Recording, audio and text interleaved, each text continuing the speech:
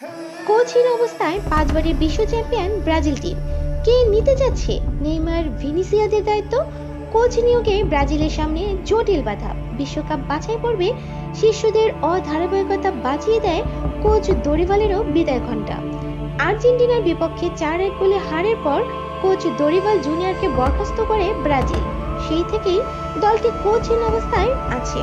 কাতার বিশ্বকাপের পর থেকেই স্থায়ী কোচ সংকটে ভুগছে ব্রাজিল।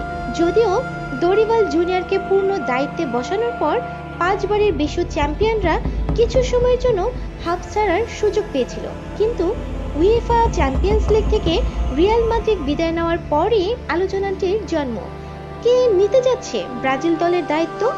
গত বছর কোপা আমেরিকার আগে কার্লো আনচেলত্তির ব্রাজিল কোচ হওয়ার কথা ছিল।